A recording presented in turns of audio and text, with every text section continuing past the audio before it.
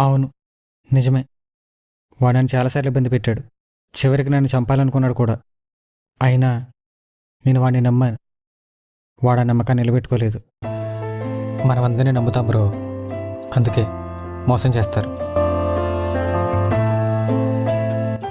ఏ రిలేషన్లో అయినా trust and love చాలా ఇంపార్టెంట్.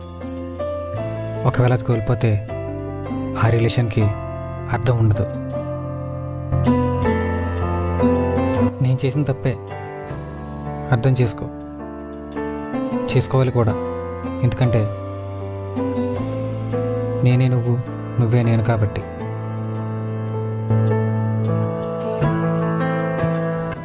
నేను ఫ్యూచర్ నుంచి వచ్చాను అంటే ఇది ఇలా జరగడం వల్లే.